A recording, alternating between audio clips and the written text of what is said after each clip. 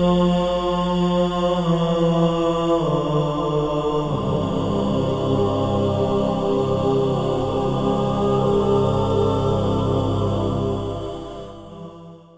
اللہ الرحمن الرحیم وبہ نستعین انہ خیر ناصر ومعین وصلی اللہ علی محمد وآلہ الطاہرین۔ پروردگار عالم آپ تمام عزیزان کی توفیقات خیر میں اضافہ فرمائے اور ہم سب کو ماہ مبارک رمضان کے فیوضات سے مستفیض ہونے کی توفیق عنایت فرمائے۔ الحمدللہ خداوند منان کے لطف و کرم سے اس ماہ مبارک رمضان میں قرآن مجید کے متعلق مختلف مباحث کو آپ کی خدمت میں پیش کیا جا رہا ہے۔ قرآن مجید کے اہم ترین مباحث میں سے ایک بحث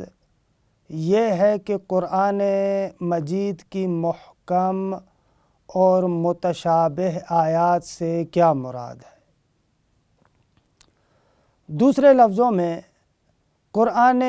مجید کو اگر کوئی بندہ سمجھنا چاہے تو اس کا طریقہ کار کیا ہے؟ آیا ہر بندہ قرآن مجید کی خدمت میں جا سکتا ہے یا نہیں جا سکتا؟ یا قرآن مجید کو ہم لوگ نہیں سمجھ سکتے جب تک کہ ہم روایات سے مدد نہ لیں؟ یہ معمولاً ہمارے معاشرے کے اندر سوالات اٹھائے جاتے ہیں اور ان سوالات کے مختلف جوابات دیے جاتے ہیں۔ یہاں پر بعض لوگ افراط کا شکار ہیں، بعض لوگ تفریط کا شکار ہیں اور بعض لوگ درمیانی کیفیت میں ہیں اور اعتدال کا راستہ اپناتے ہیں۔ وہ افراد جو افراط کا شکار ہیں وہ لوگ کہتے ہیں کہ بھائی جو بندہ بھی ہو وہ جائے قرآن مجید کو اٹھائے اور قرآن مجید کی آیات کو پڑھے۔ اور بہت سارے لوگ تو ہمارے معاشرے کے اندر ایسے ہیں جو بیچارے عربی نہیں جانتے، ترجمے کو دیکھتے ہیں اور ترجمے کو دیکھ کر فوراً یہ نتیجہ نکال لیتے ہیں کہ ہم نے قرآن مجید کو سمجھ لیا۔ لیکن یہ عزیزان من افراط ہے۔ قرآن مجید کو سمجھنے کے لیے ظاہر سی بات ہے کہ کچھ مقدمات کی ضرورت ہے۔ ایسے نہیں ہے کہ ہر کوئی بندہ اپنی مرضی سے جس طریقے سے اس کا دل چاہے اسی طریقے سے قرآن مجید کی خدمت میں جائے اور جو خود سمجھتا ہے اسی اعتبار سے نتیجہ بھی لے لے۔ نہ عزیز من، اس طریقے سے نہیں ہے۔ ظاہر سی بات ہے کہ دنیا کہ کسی بھی متن کو، کسی بھی آپ کتاب کو اٹھا لیں، جب تک آپ اس کتاب کی زبان سے آشنا نہیں ہوں گے، جب تک اس کتاب کے طریقہ کار سے آپ آشنا نہیں ہوں گے، آپ اس کتاب کو نہیں سمجھ سکتے۔ جب دنیاوی کتابوں کے بارے میں یہ قانون ہے تو ظاہر سی بات ہے کہ قرآن مجید کے بارے میں تو بطریق اولیٰ یہی قانون ہونا چاہیے کہ ہر کوئی بندہ اپنی مرضی سے جس طریقے سے اس کا دل چاہے اس طریقے سے قرآن سے نتیجہ نہیں لے سکتا، بلکہ پہلے مرحلے میں اگر انسان قرآن مجید کو سمجھنا چاہتا ہے تو اس کو قرآن مجید کی زبان سے آشنا ہونا پڑے گا۔ اچھا، قرآن مجید کی زبان سے آشنائی کے بعد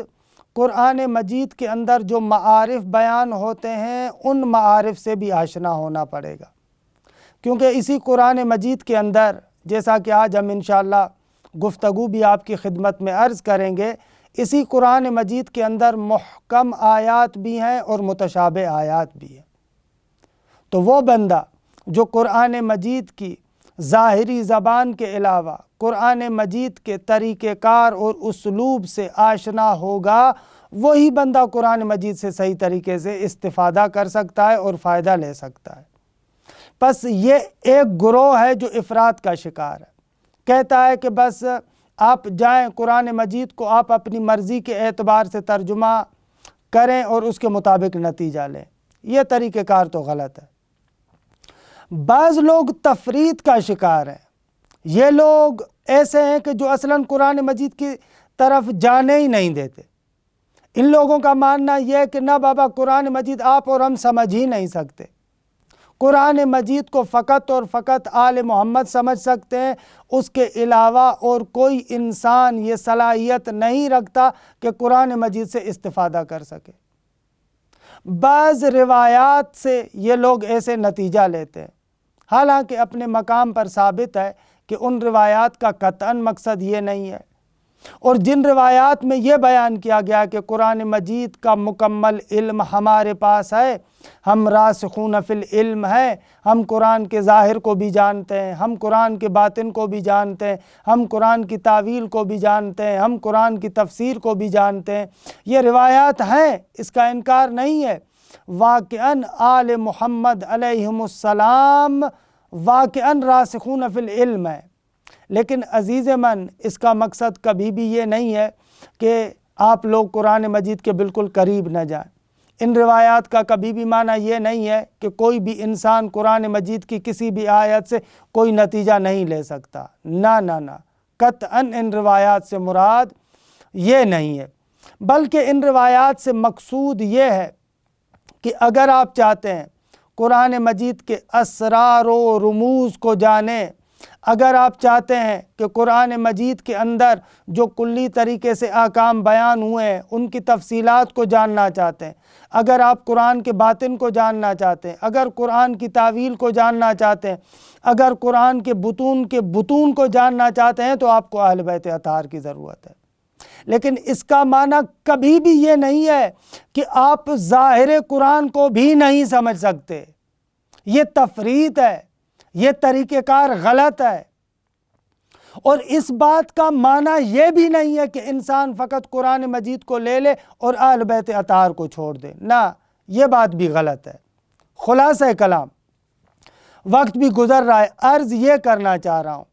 کہ قرآن مجید کو سمجھنے کے لیے افراط و تفریط سے بچنا چاہیے۔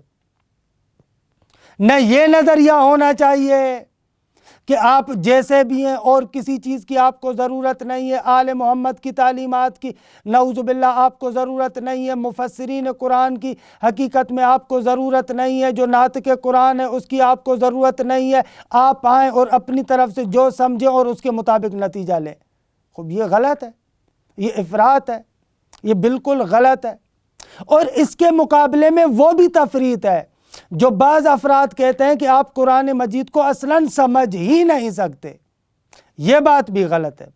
بلکہ راہ مستقیم اور اعتدال کا راستہ یہ ہے کہ انسان درمیانی راستے میں ہو، یعنی اہل بیت اطہار کی تعلیمات سے مدد لیتے ہوئے قرآن مجید کی خدمت میں جائے، قرآن مجید کی خدمت میں پہنچے، وہ اپنے اندر شرائط پیدا کرے۔ انشاءاللہ جیسے ہی وہ شرائط اپنے وجود کے اندر پیدا کرے گا تو قرآن مجید حتماً اس کی ہدایت کرے گا۔ اور یہ جو بحث ہم آغاز بھی کر رہے تھے کہ آج تو بہرحال وقت گزر گیا، آئندہ جلسے میں عرض کروں گا، یہ جو بعض حضرات بہانہ پیش کرتے ہیں کہ بھئی قرآن مجید کے اندر بہت ساری متشابہ آیات ہیں، آپ کس طریقے سے متشابہ آیات کو سمجھ سکتے ہیں؟ متشابہ آیات کو تو آپ نہیں سمجھ سکتے۔ قرآن مجید میں متشابہ بھی ہیں، محکم بھی ہیں، آپ کو کیا پتہ کون سی محکم آیت ہے اور کون سی متشابہ آیت ہے؟ تو ظاہر سی بات ہے کہ اب اس محکم اور متشابہ کو اجمالی طریقے سے آپ کی خدمت میں پیش کرتے ہیں، اور ہم سمجھنا یہ چاہتے ہیں کہ محکم سے کیا مراد ہے، متشابہ سے کیا مراد ہے۔ کہ بہرحال آج کا جلسہ تو ہمارا ختم ہو گیا ان ابتدائی باتوں میں، لیکن انشاءاللہ آئندہ جلسات میں کہ ایک دو جلسے جو ہمارے رہتے ہیں ان کے اندر محکم اور متشابہ کے بارے میں کسی حد تک گفتگو کریں گے۔ عزیزان من، بندہ حقیر کی باتوں کا خلاصہ یہ ہے، نہ انسان قرآن مجید کو اتنا محروم کر دے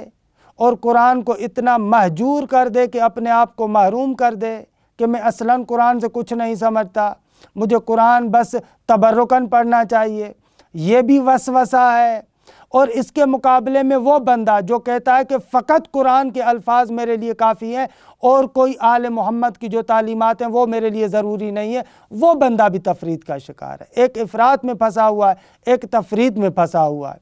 قرآن مجید کو سمجھنے کے لیے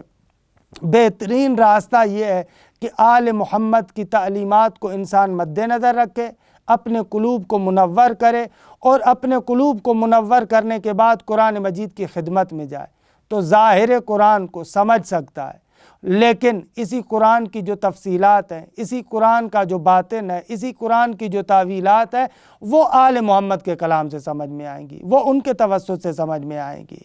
بہرحال خداوند منان ہمیں قرآن مجید کی تعلیمات سے بہرہ مند ہونے کی توفیق عنایت فرمائے۔ وصلی اللہ علی محمد